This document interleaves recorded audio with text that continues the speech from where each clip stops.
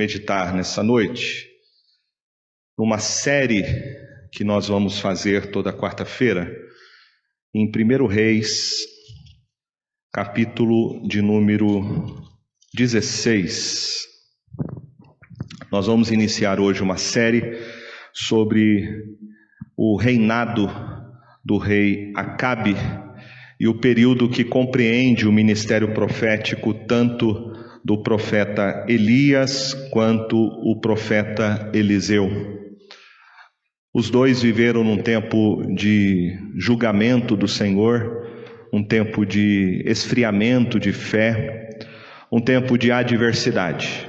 E eu acredito que estudar a história da narrativa deles nos ajudará a compreendermos um pouco o momento que estamos vivendo e à luz dessas histórias poderemos tirar aprendizados que o Senhor quer nos ensinar neste tempo de crise.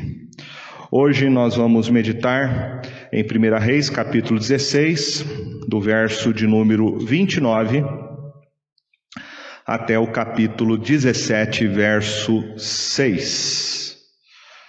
A palavra de Deus nos diz assim: Acabe, filho de Onri, começou a reinar sobre Israel no ano 38º de Asa, rei de Judá.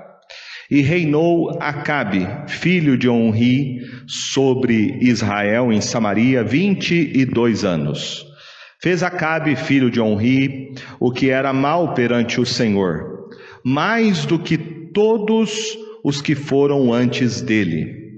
Como se fora coisa de somenos andar ele nos pecados de Jeroboão, filho de Nebade, tomou por mulher a Jezabel, filha de Etbaal, rei dos Sidônios, e foi e serviu a Baal e o adorou. Levantou um altar a Baal na casa de Baal que edificara em Samaria. Também Acabe fez um poste ídolo, de maneira que cometeu mais abominações para irritar ao Senhor, Deus de Israel, do que todos os reis de Israel que foram antes dele. Em seus dias, Hiel, o Betelita, edificou a Jericó. Quando lhe lançou os fundamentos, morreu-lhe Abirão, seu primogênito. Quando lhe pôs as portas, morreu Zecube, seu último, segundo a palavra do Senhor, que falara por intermédio de Josué, filho de Num.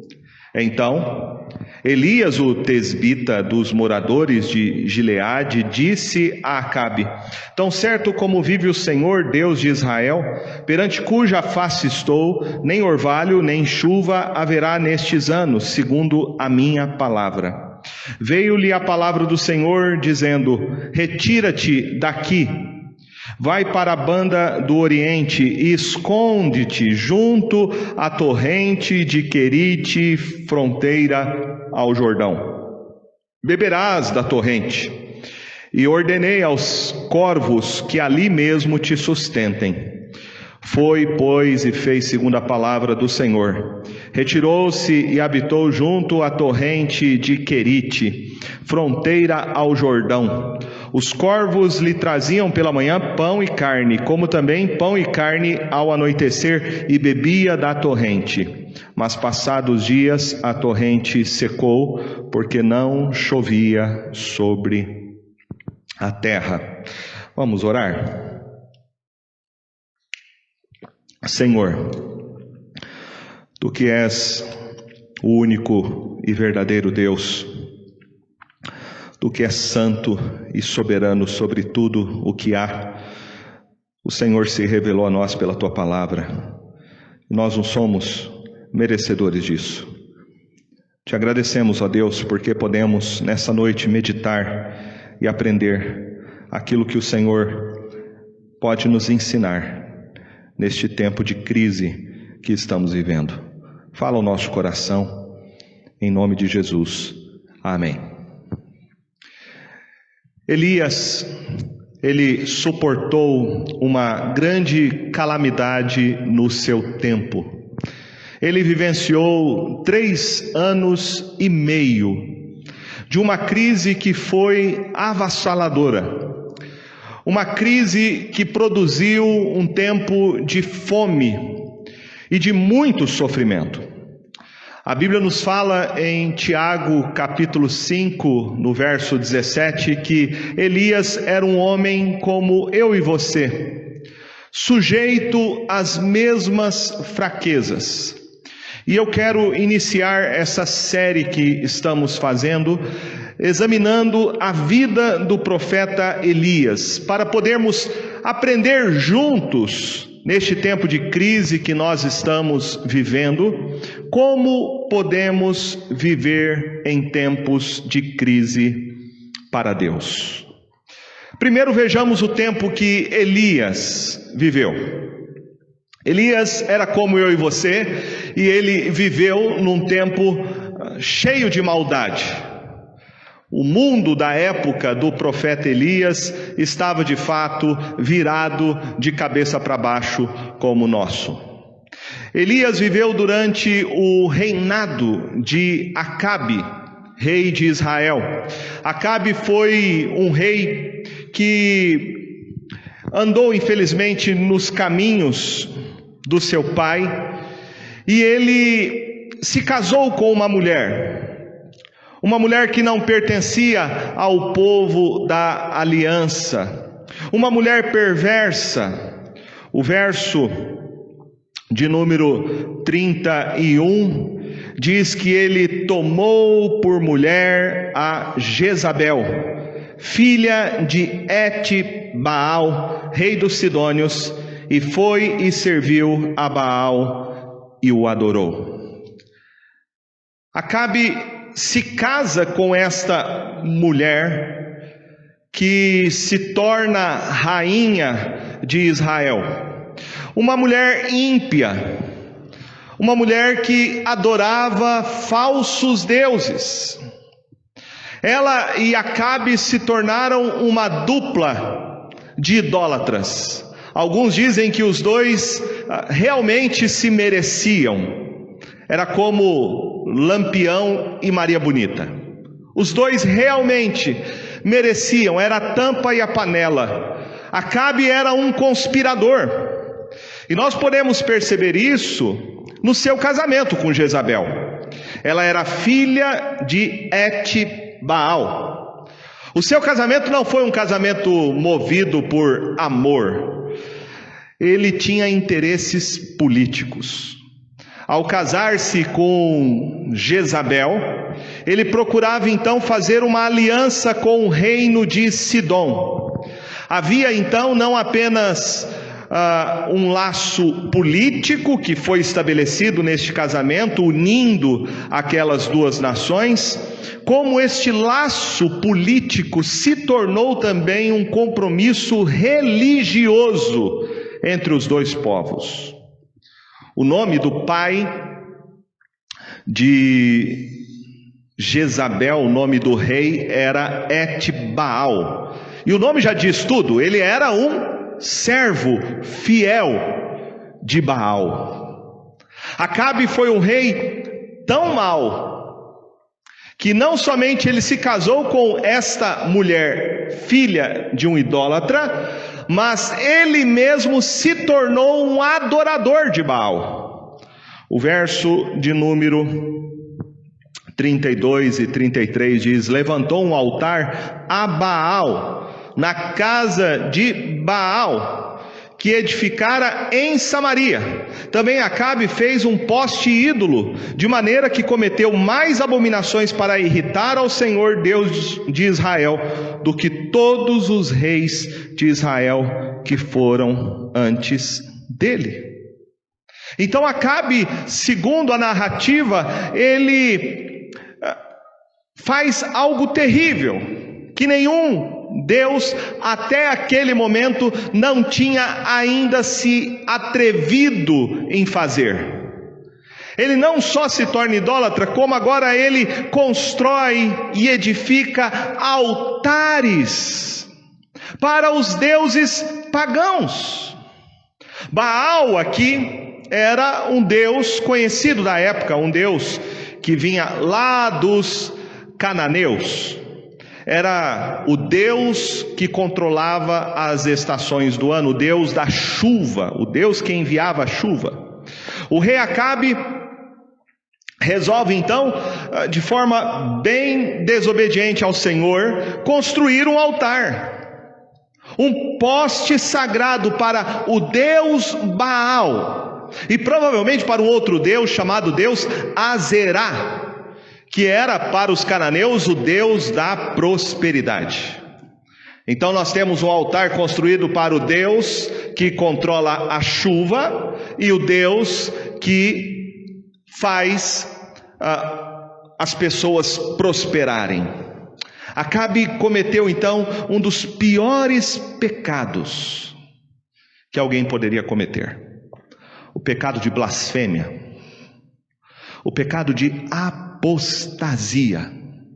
Talvez como fosse a prática idólatra, ele poderia ter cometido o pecado de prostituição cultual, já que era costume naquela época as pessoas praticarem a prostituição dentro do templo para esses deuses pagãos, Baal e Azerá. Veja então o tamanho da maldade do rei Acabe. E é interessante que o mal que ele pratica leva a todo o reino que ele liderava também à apostasia e à blasfêmia. O texto nos fala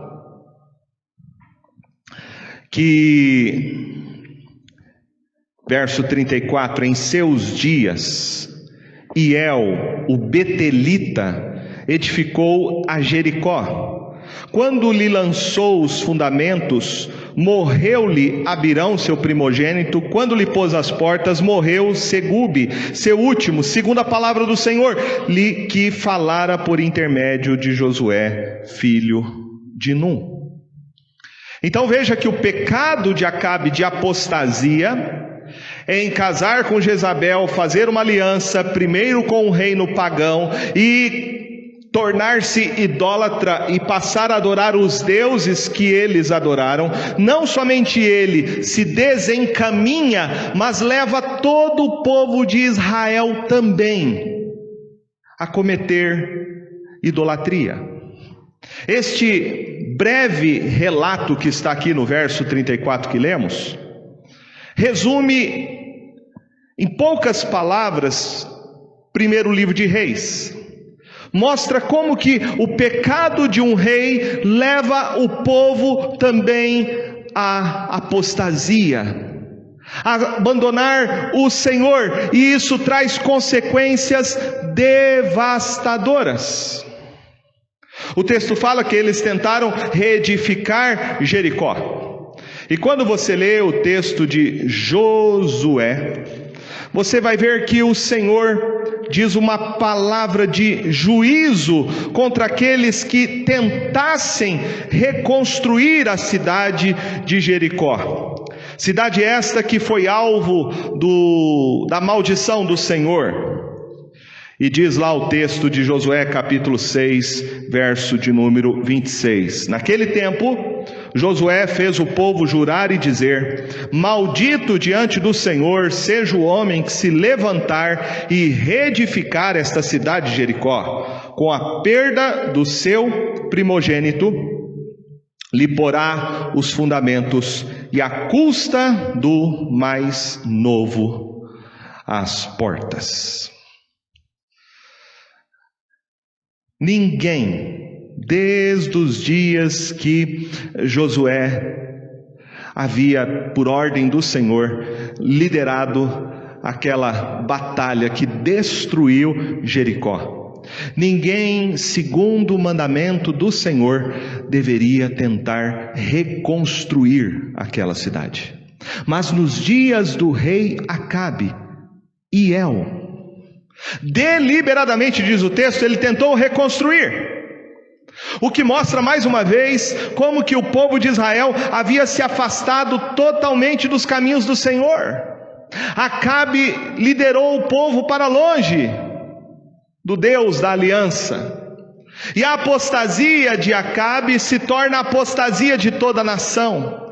Quando o texto fala aqui que Hiel, que era de Betel, tentou construir a cidade à custa dos seus filhos, isto pode sugerir algo terrível, porque era costume entre os cananeus que adoravam a Baal, era muito costume entre eles sacrificarem os seus próprios filhos.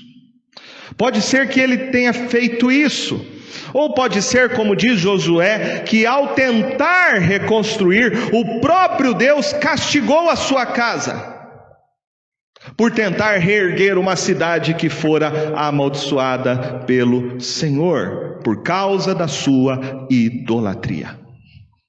Elias viveu nesse tempo. E o autor quer mostrar exatamente esse contexto quando surge então o profeta.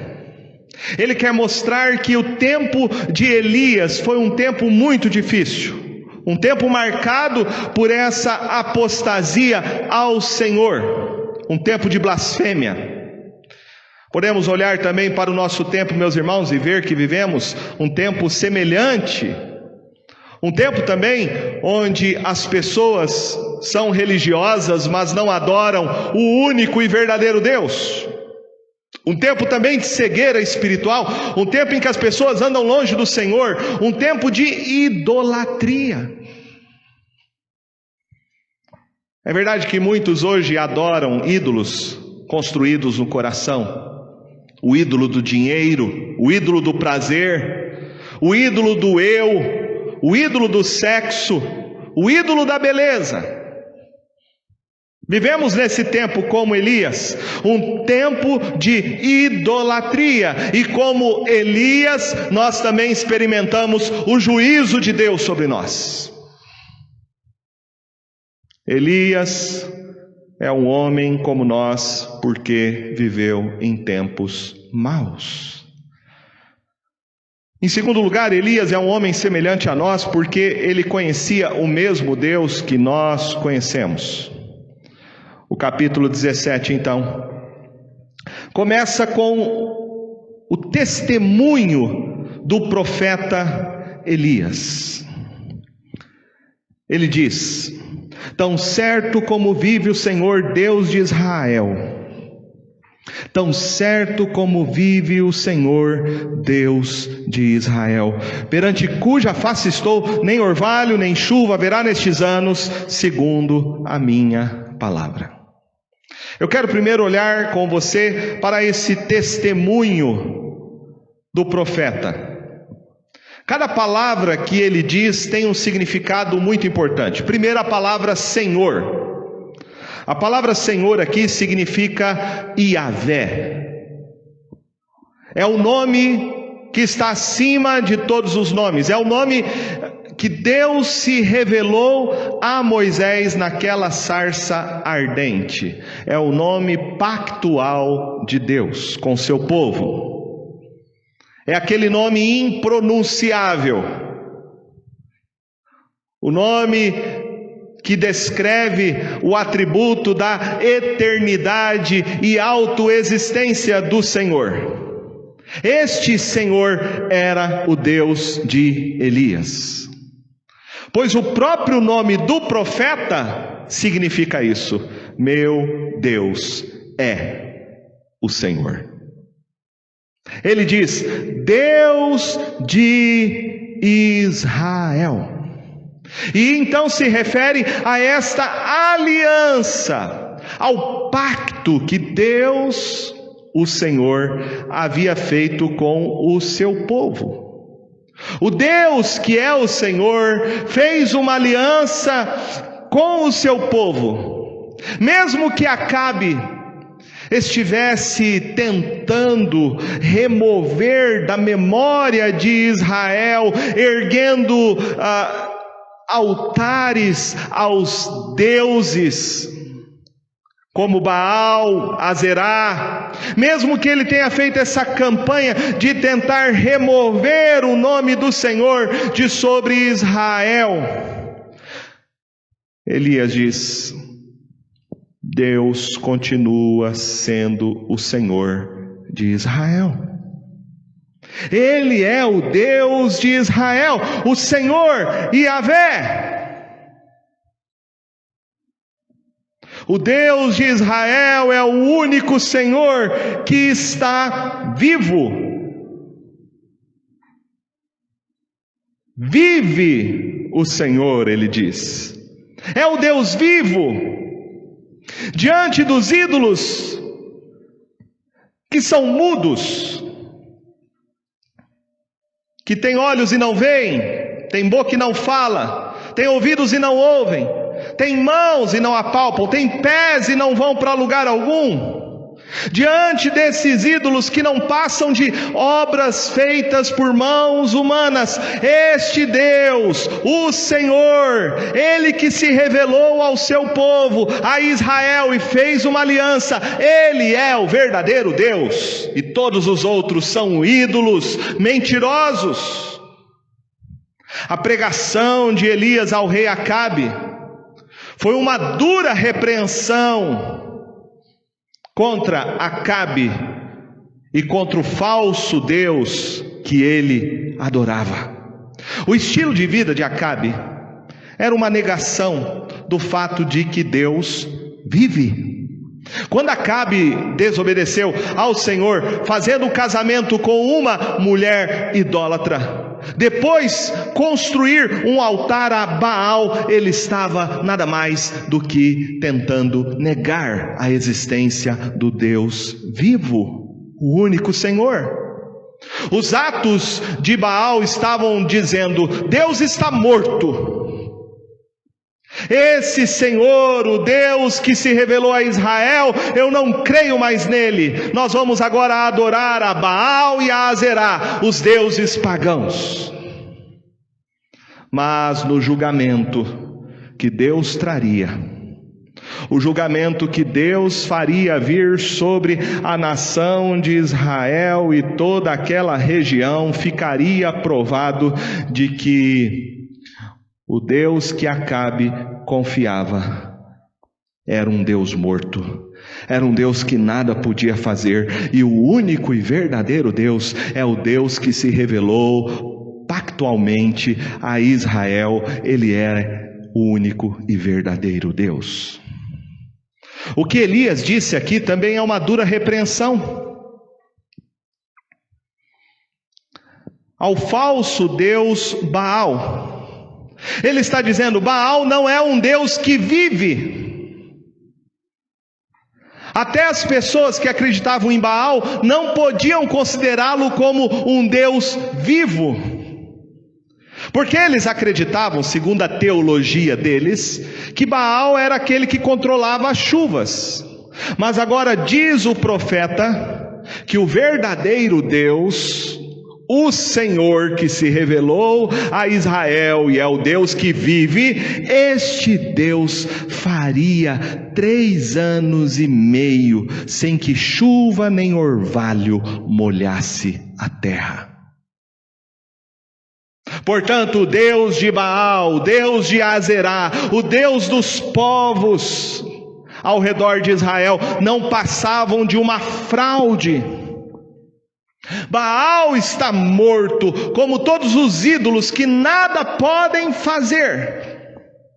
Quando Elias se colocou diante do rei Acabe, diante de um deserto árido, e falou do Deus vivo, ele está repreendendo tanto o Baal, que é um falso Deus, que as pessoas chamavam ele de Deus da chuva. O Deus vivo é o Deus de Elias. Ele é o Senhor, tanto da seca quanto da chuva. Ele é o Deus verdadeiro que está no controle de todas as coisas, que governa o mundo, e tudo o que acontece cumpre os seus propósitos soberanos. O mesmo Deus, que é o Senhor, revelado ao povo de Israel, cujo Elias confiava e cria, é o nosso Deus. Ele é o nosso único e verdadeiro Deus. Ele que pactualmente, por cumprimento da sua promessa, enviou o seu próprio Filho Jesus para ser o nosso Salvador, que morreu naquela cruz pelos nossos pecados, mas ao terceiro dia Ele ressuscitou. Ele não está morto, Ele não está mais pregado numa cruz, Ele está vivo, assentado à destra de Deus Pai, e vai voltar. Ele é o Deus vivo. Ele está no controle de todas as coisas. Ele governa todos os eventos da história. Ele controla o tempo, Ele controla o clima, Ele controla um vírus na vida dos homens. Ele é o Senhor. Este Deus que é vivo, cumpre a sua palavra. Elias diz: tão certo como vive o Senhor Deus de Israel, perante cuja face estou, nem orvalho, nem chuva haverá nestes anos, segundo a minha palavra. Na época de Elias, uma seca, a falta de chuva não era um desastre natural, nem visto como algo aleatório. Por detrás desses eventos climáticos está a interpretação de que o Senhor é quem controla todas as coisas. Você vai ver isso em Deuteronômio. Deuteronômio capítulo de número 11, verso de número 16 e 17, diz assim: guardai-vos, não suceda que o vosso coração se engane, e vos desvieis e sirvais a outros deuses, e vos prostreis perante eles. Que a ira do Senhor se acenda contra vós outros, e feche Ele os céus, e não haja chuva, e a terra não dê a sua messe, e cedo sejais eliminados da boa terra que o Senhor vos dá. Veja que se o povo quebrasse a aliança com o Senhor, Deus mesmo iria exercer o seu julgamento e disciplina sobre o seu povo. Deus iria punir o pecado da idolatria. Você vai ver que naquele período de 3 anos, que não houve chuva nem orvalho, você vai ver no capítulo 18 que o rei Acabe, ele tem que procurar pasto para os seus próprios animais. Diz o texto: disse Acabe a Obadias: vai pela terra a todas as fontes de água, todos os vales, pode ser que achemos erva, para que salvemos a vida aos cavalos e mulos, e não percamos todos os animais. Até o orvalho secou, as nascentes secaram. 3 anos sem chuva nem orvalho, Deus cumpriu a sua palavra de juízo.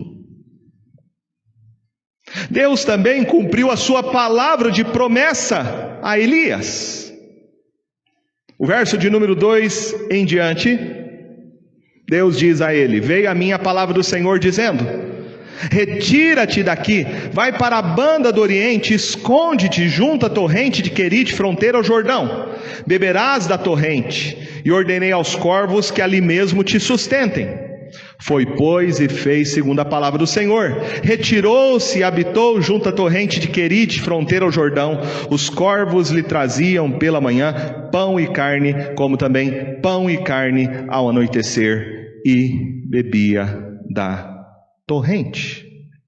Então, de um lado você vê Deus cumprindo a sua palavra, exercendo o seu juízo sobre Acabe e sobre todo o reino de Israel, e por outro lado você vê Deus cuidando daqueles que lhe são fiéis, daqueles que não desobedecem a sua palavra, daqueles que honram o Deus vivo e verdadeiro e não se corrompem em seus caminhos. Deus faz uma promessa a Elias. Deus disse que ele beberia do ribeiro e ele bebeu. Deus disse que os corvos o alimentariam e ele foi alimentado. Deus cumpriu a sua palavra. Nós não devemos jamais duvidar da palavra de Deus. A palavra de Deus, elas são ricas e seguras promessas para nós atravessarmos o tempo de crise. O Senhor cumpre a sua palavra. O Deus que vive é o Deus que fala e é o Deus que cuida do seu povo.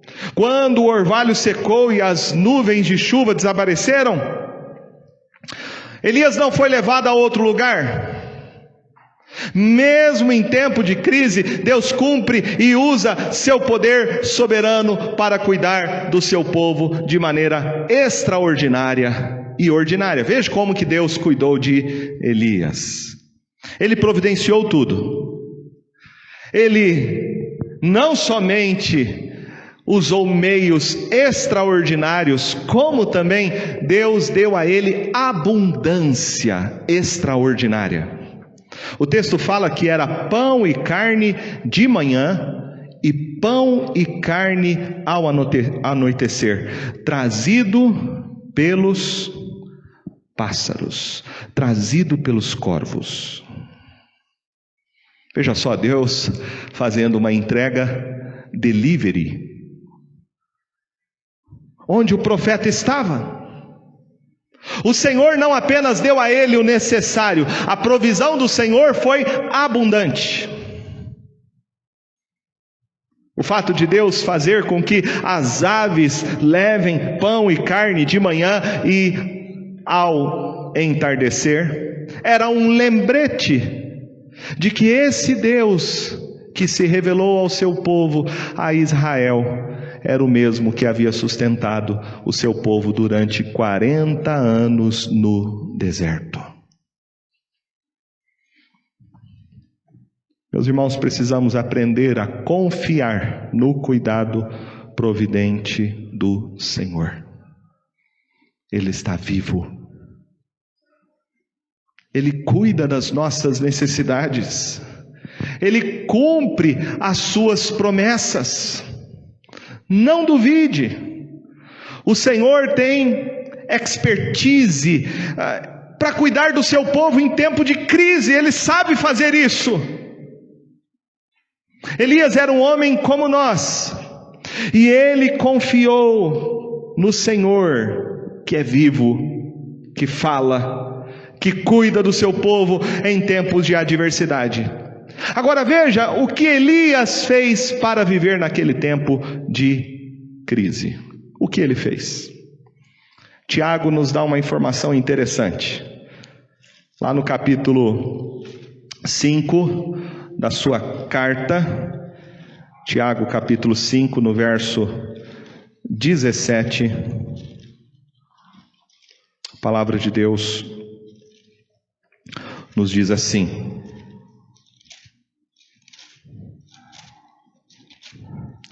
Tiago 5, verso 17. Elias era homem semelhante a nós, sujeito aos mesmos sentimentos, e orou com instância, para que não chovesse sobre a terra, e por 3 anos e 6 meses não choveu. E orou de novo, e o céu deu chuva, e a terra fez germinar seus frutos. Qual foi a primeira coisa que Elias fez? Antes de confrontar o rei Acabe, Tiago diz que ele orou, ele foi orar. Viver para Deus em dias de crise significa ser um homem e uma mulher de oração. Lá em 1 Reis 17, parece no texto que é somente o Senhor quem fala, mas Tiago aqui está nos dando a informação de que o juízo de Deus veio como resposta da oração de Elias. A expressão que Tiago usa lá transmite a ideia de uma oração perseverante. Seria literalmente, Elias orou orando, ou orou com oração. Isso nos ensina que antes de Elias confrontar o rei Acabe e lhe entregar a palavra de juízo de Deus, ele passou um tempo de oração. Ele certamente ficou lá no seu quarto, na cidade de Gileade, orando ao Senhor. O texto diz que a fome veio e acabou durante um período de 3 anos. Mas se você olhar o texto de Tiago, Tiago diz que ele orou fervorosamente para não chover durante 3 anos e meio. A mesma coisa Jesus disse lá em Lucas capítulo 4, verso 25 também. Nós podemos então deduzir que Elias ficou em oração pelo menos 6 meses. 6 meses antes de entregar a palavra do juízo de Deus ao rei Acabe. Quando ele precisou confrontar o rei Acabe, quando ele precisou ser o porta-voz, a boca de Deus, o Senhor escolheu ele, porque ele era um servo de oração. Ele havia sido provado neste tempo, de que realmente ele era zeloso e confiável. Não era somente a boca de Deus, ele era um amigo íntimo do Senhor. Antes de nós fazermos a obra de Deus, nós precisamos fazer a obra do Senhor de joelhos. E Elias orou por aquela situação. Durante 6 meses, ele orou por causa da rebeldia do rei Acabe, ele orou por causa do seu casamento, ele orou por causa da sua idolatria, ele orou por ver a apostasia do povo de Deus. E por causa da sua vida de oração, é que ele teve coragem de confrontar o rei Acabe. Ele teve coragem porque ele passou 6 meses em oração diante do Rei dos Reis. Elias orou fervorosamente, com perseverança, clamando pelo juízo de Deus. E alguém poderia questionar isso? Por que que Elias orou pela seca? Por que que ele orou pedindo o mal do povo? Elias orou a palavra de Deus. Elias orou exatamente aquilo que ele sabia a respeito do texto de Deuteronômio 11, de que se o povo se desviasse dos caminhos do Senhor, o próprio Senhor traria sobre eles juízo, o próprio Senhor faria vir a falta de chuva, a seca, a fome, a crise. Elias fez o que diz em 1 João capítulo 5, verso 14 e 15, que se nós pedirmos as coisas segundo a vontade de Deus, Ele nos ouve, e estamos certos de que Deus vai nos dar aquilo que nós pedimos, porque oramos segundo a sua vontade. Elias não teve medo de orar pelo julgamento de Deus, porque ele sabia que a apostasia espiritual era um desastre muito maior do que a fome que viria sobre o seu próprio povo. Ele sabia que o problema era muito maior do que apenas não ter o que comer, que aquele povo estava longe do Senhor. E ele orou exatamente para que o Senhor exercesse a sua disciplina e corrigisse o seu povo, para que a nação voltasse para ele. Elias conhecia a mente do Senhor e ele pediu exatamente aquilo que era para a glória de Deus. Ele orou pela glória de Deus, e ele orou por amor que ele tinha pelo povo de Israel. Foi isso que o motivou a pedir e a clamar pelo juízo do Senhor sobre o seu povo. Meus irmãos, como sobreviver em tempo de crise? Nós precisamos ser como Elias, homens e mulheres de oração. Nós precisamos orar como Elias, orar com a mente cheia e cativa pela palavra do Senhor. Nós devemos orar com a motivação que Elias tinha, orar por amor ao seu povo e orar pela glória de Deus. O que Elias fez em tempo de crise, além de orar?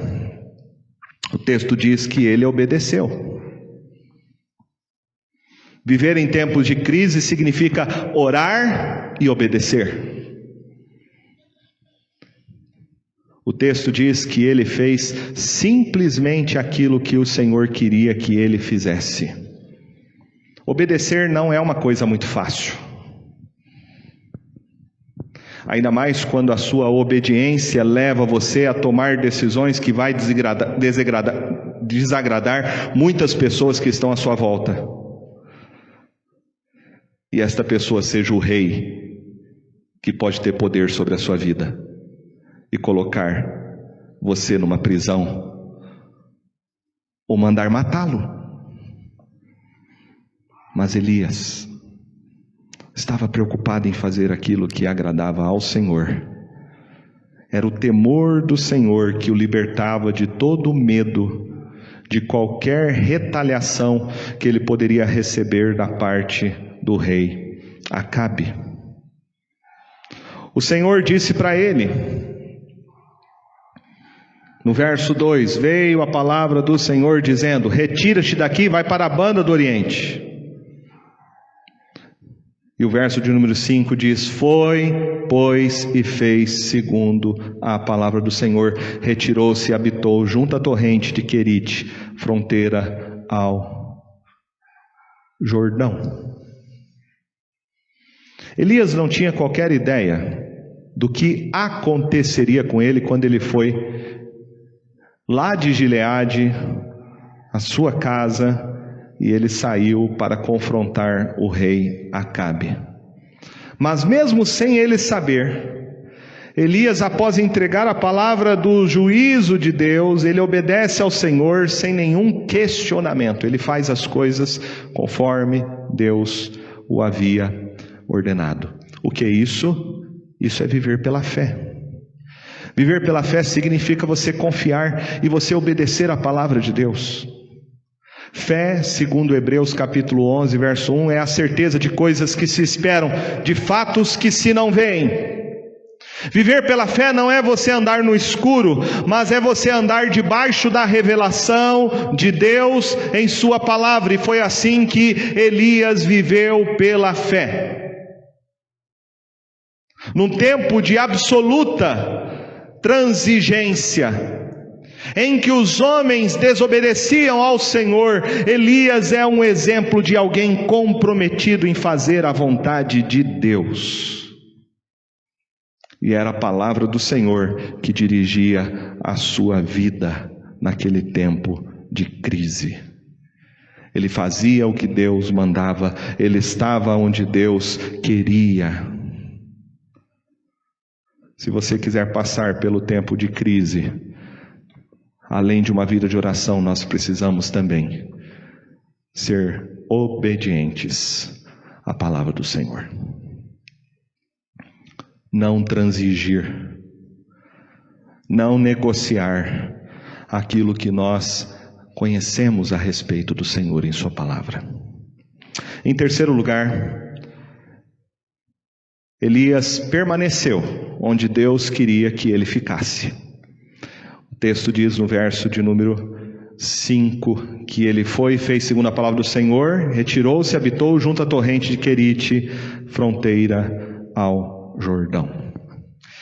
A obediência verdadeira também tem a força da permanência. Viver para Deus em tempo de crise exige mais do que apenas uma mera obediência, exige uma obediência duradoura. E quando Elias chegou ao lugar da provisão de Deus, ele precisou ficar ali, parado. Pense, foi uma longa quarentena que ele teve que passar. A Bíblia não fala aqui quão difícil foi para ele ficar em Querite, mas não foi nada fácil. Ficar num lugar inóspito, numa caverna, insalubre, escura. Ele ficou ali porque ele estava sendo protegido, porque Jezabel, a rainha, procurava ele para matá-lo. Mas ele também estava escondido do povo de Israel, de modo que durante esse tempo de quarentena do profeta, nenhuma revelação veio da parte de Deus ao seu povo. Então veja quão grave foi o juízo de Deus sobre o povo. Eles não só tiveram a falta de chuva, a falta de comida, não só experimentaram a fome, a escassez, mas sobretudo, eles não tiveram mais a palavra do Senhor. Aqui está o maior juízo de Deus sobre um povo. Não ter mais o Deus vivo que fala ao seu povo. Parece que foi um certo abandono do juízo de Deus temporário para punir e castigar o rei Acabe e o povo que o tinha abandonado, dado as costas para ele. Agora eles estavam experimentando isso na mesma medida.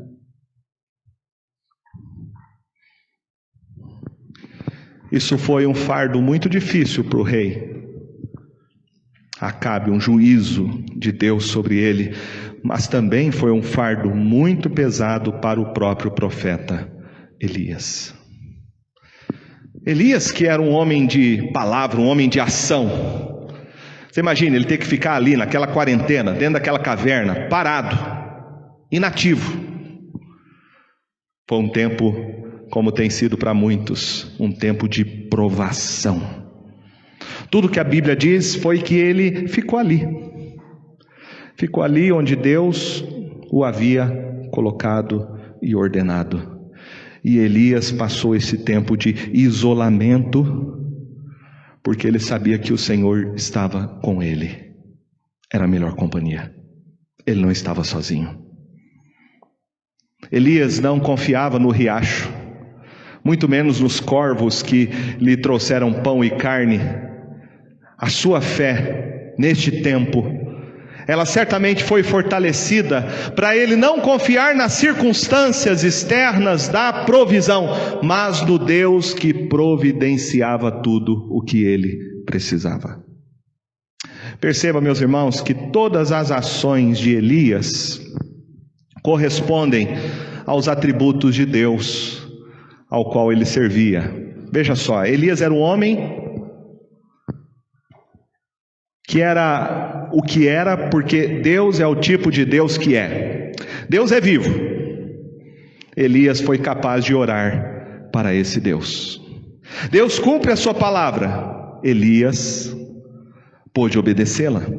Deus cuida do seu povo. Elias pôde ficar e depender da providência de Deus. Resumindo, Elias foi um homem de Deus, semelhante a nós, que orava, que obedecia, que permanecia, porque Deus, o qual ele servia, era um Deus que vive, um Deus que cumpre a sua palavra, um Deus que cuida dos seus servos.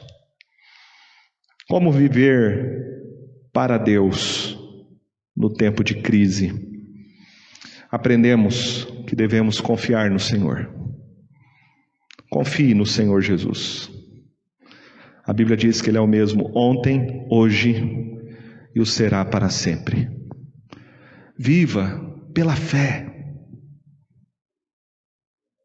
Viva pela revelação de Deus em sua palavra. Tenha este compromisso absoluto com o Senhor, mesmo que na nossa geração as pessoas se afastem, apostatem, blasfemem e adorem os ídolos da nossa geração. Não permita isso na sua vida. Seja fiel ao Senhor. Seja um homem, uma mulher de oração. Ore pela situação que estamos vivendo. Ore pelos líderes e governantes que regem a nossa nação segundo a vontade e permissão do Senhor. Ore para que o Senhor cumpra os seus desígnios, os seus propósitos. Se Ele tem que disciplinar, que Ele discipline. Se Ele tem que exercer juízo, que o juízo venha. Mas saiba que o Senhor sempre cuidará daqueles que lhe são fiéis. No meio de uma geração idólatra, blasfema, apóstata, nós vemos o Senhor cuidando de um profeta, um homem de Deus, um homem de oração, um homem que tinha um coração totalmente voltado para o Senhor, um homem que fazia as coisas do jeito que Deus ordenava que ele fizesse.